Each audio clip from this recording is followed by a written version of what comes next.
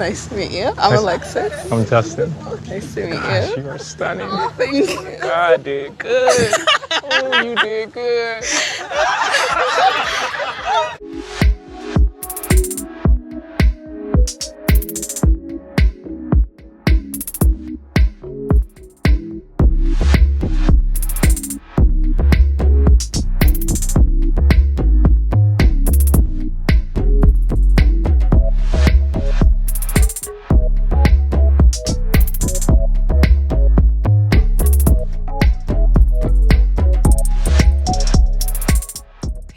Welcome back to Romance Review TV with Lady T. We got another new season of Married at First Sight, season 15 in San Diego, episode 1, So Ready in SoCal. And we got to talk about these singles, them talking to the family and friends. We even had some bachelor and bachelorette parties and even some ring shopping. And we did have our first wedding this episode. So we're going to unpack all of this. So if you are new here, hit that subscribe button, turn on your notifications. If you like the videos, smash that like button. And also feel free to drop a comment down in the comment section below. So let's get it. So the first set of unmarried singles we're going to talk about is Alexis and Justin. Now, one thing about Alexis is used to being very straightforward. She likes to take the lead and she, used to being in charge. She also has a very strong group of male friends in her circle. So, she's also athletic because she liked to play sports. I think we saw a scene where she was pretty much playing football with her guy friends, but she's ready to get married. And even though she's been engaged 3 times. Now we have Justin. Justin is this teddy bear. He's looking for love. He wants to be loved for who he is. He is willing to be the provider. At the same time, he does like the idea of a woman that's pretty much straightforward, which probably is what he needs. They kind of look like they might balance each other out. So our next set of singles that are matched is Lindy and Miguel. Now, Lindy, that girl can talk. And even though she is very, very talkative, she's a sweet, passionate girl. It seems like she is very, very caring. She comes from a background where we'll talk a lot more about that, where I think she said she was Seventh-day Adventist.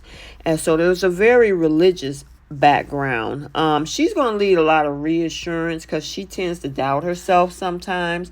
And as for Miguel, he is a romantic. He even said that about himself. And he called himself a little dorky.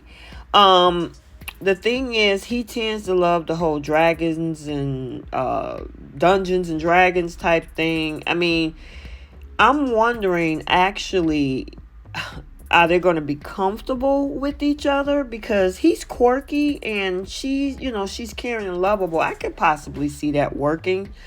Do I think they could possibly make it work? Yep, I do. So next up is Morgan and Binh. And Binh is the mama's boy, and he is also very, very frugal.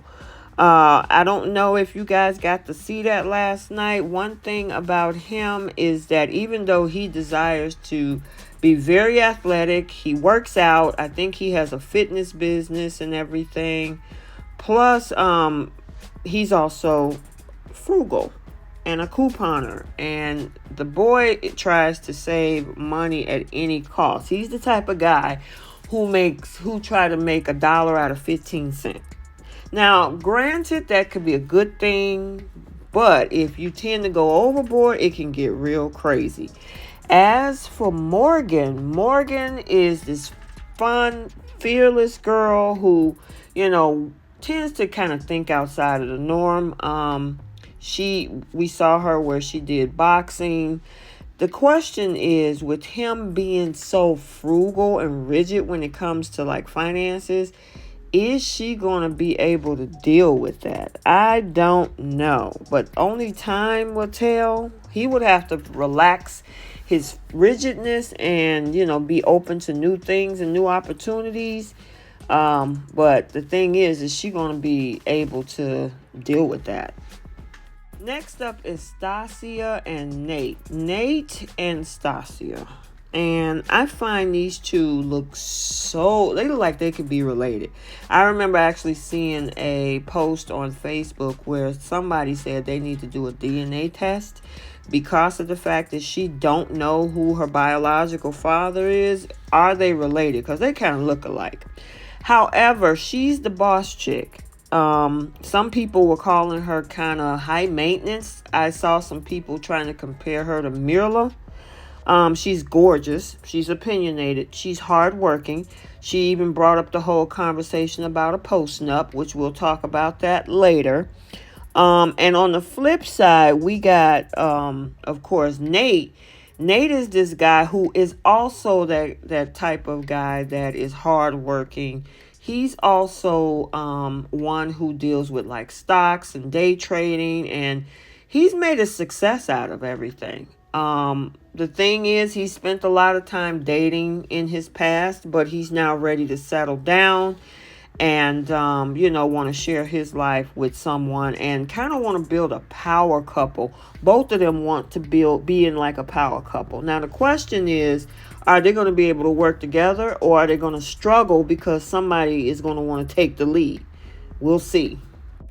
Okay, and then last but not least, we can't forget about Krysten and Mitch. Now, these two, I don't know if I find a match here, and I'll tell you why. I mean, as much as, she is a girly girl, she's also a sorority girl.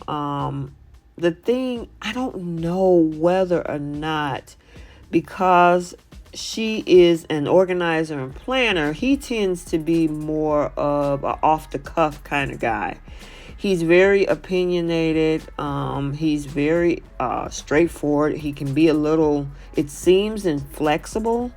And he's not a person that was good on commitment either. So when stuff got tough, he liked to run, and he was okay with that.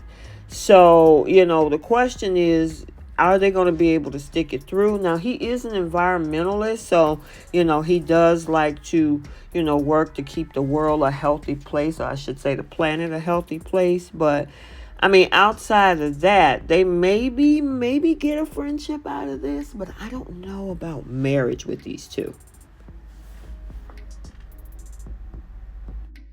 So our first set of singles share the big news is going to be Lindy and Miguel. She's sharing the news with her friends over wine, and we learn about her that, as much as she's adventurous, she's a young woman who grew up in the church, she can be quite emotional. She did tell her friends, and they seemed to be pretty surprised, but they were supportive. As for Miguel, he did get to chat with his friends over a game of Dungeons and Dragons, revealing that he is sensitive and longing to find romance. But they were also excited and supportive as well. So once again, let's talk about Justin and Alexis. Now, when it came to Justin telling his brother about his upcoming wedding, he was not so quick to support him. He has reservations about the entire experiment, which I understand because he's worried about his brother getting hurt, as his brother has been engaged before, and a matter of months before the wedding, they broke up. And then as for Alexis, she broke the news to her group of guy friends after that was a soccer game. I thought it was football. And, shares that she's been proposed 3 times, as I said before. She never said yes up to this point. But the guys seem to be very supportive because she wanted them to be at her upcoming nuptials as well. But they seem to be happy for her. Next up is Krysten and Mitch. Now, she's determined to find her future life partner because she did never imagine herself being single in her 30s. Now, she shared that she was engaged. Her fiance cheated, and they even took that honeymoon, and she took all her friends because the wedding was over. She was unsure about her next step, and the friends were happy for her, but they were going to be there for her either way. As for Mitch, His brother is nervous that extended single lifestyle might be a little problematic, and I would think so too. Mitch think otherwise, as he is ready to start a family after working for Manny as a nanny. Then we have Morgan and Binh. Remember, Morgan is this independent woman who's been working on herself for the last couple years, so she's definitely ready to find her partner. Her friends were shocked by the news, as she was getting married in 2 weeks, but they fully support her, and they're pretty excited for her as well. Now, as for Binh, he showed himself to be, again, he's a very frugal person who also is very close to his mom. Now, after surviving a relationship in which his girlfriend cheated on him, he told his friends as well that, he's back on track and ready to be married at first sight. And they seem to be pretty supportive of him. They wanted to make sure he's ready, though. So then there is Stacia and Nate. Now, she meets with her mom to share the announcement of her upcoming wedding. Now, as she stated, she was wanting to be married to have generational wealth. And she wants her wealth to kind of pair up with her husband-to-be. But she also, especially her mom, brought up the thing of a post-nup. And she said that if he's not interested in doing that, it's a deal breaker. As for Nate, Nate has female friends, and they were also excited about his upcoming nuptials. But the biggest question is whether or not, she's going to be comfortable, the new wife, of him, having female friends. And he was like, well, I would hope she would accept me having female friends, but I don't know, Nate, that might be a problem.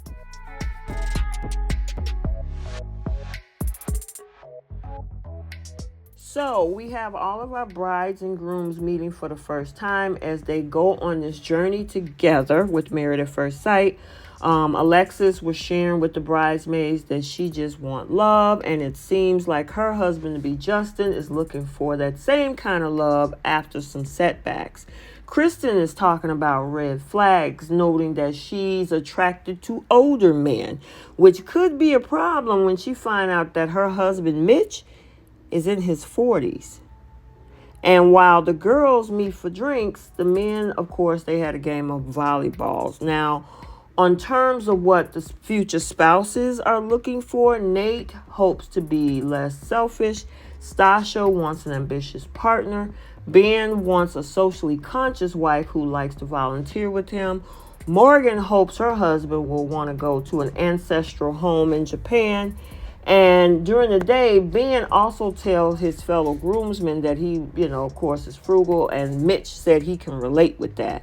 Now, Lindy gets on Alexis' nerves with all her small talk, and Miguel worries that he will be too sensitive about his bride-to-be.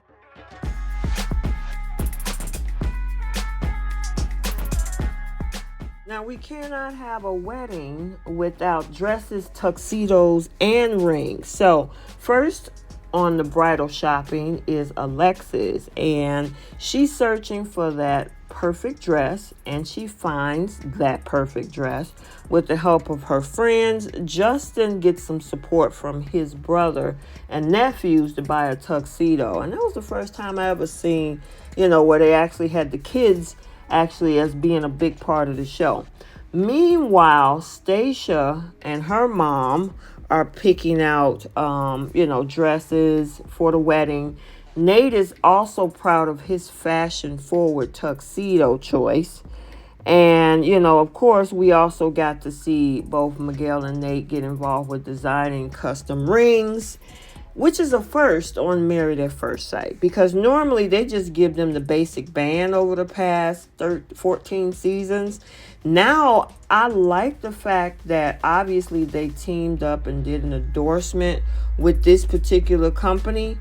And this is also the same company that Steve got his ring for Noi in season 14.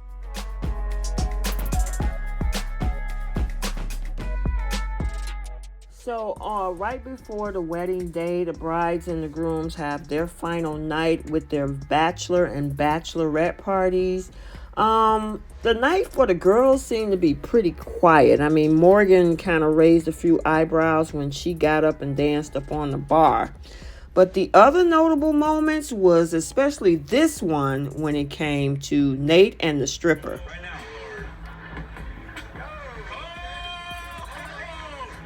And that's when my issue becomes with him, not them. You're gonna get on your mother knees. Yeah, that was kind of crazy. And I saw some people actually said that that was pretty demeaning. But anyway, Nate, I don't know if that was a good look. On the flip side, we also see the argument between Justin and his brother, who is not still entirely on board with this upcoming wedding. And Nate got into a crazy conversation with his brother, so much so that the argument escalated where, you know, the brother called him the B word and he left. So the first couple to say I do was Alexis and Justin in this episode. Now, there were a lot of nerves going on for their big day. And we saw when her mom walked in and she was excited to see her, Alexis lost it. This is just another journey in your life. You've overconquered everything. So I don't know. I think she was worried about the fact that this might be a little bit too soon. And yeah, on the flip side, Justin was getting support by his brother and his mother, who, of course, joins him before they walk down the aisle to wait for Alexis. And looked like the brother, I didn't know he was going to show up after that whole big argument. But from what Justin said, that they did squash it and, you know, hash things out. Justin did send Alexis one of the rings that he designed and chose for her. I thought that was cute. Married at First Sight, I'm really liking this part, that you give them a different set of rings. But looked like she was excited and ready to go. Justin got a warm reception from, you know, everybody at the wedding so far. I mean, yeah, everybody seemed to be okay. He was nervous because, I mean, he was rubbing them hands together.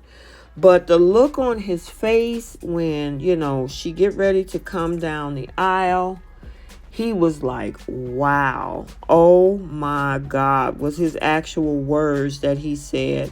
And she was just smiling from ear to ear. Because a lot of people, and this has been the talk ever since pictures was released of all of the singles, is whether or not she was going to be attracted to him. I've seen some horrible comments of descriptions of Justin, you know, and let this play out.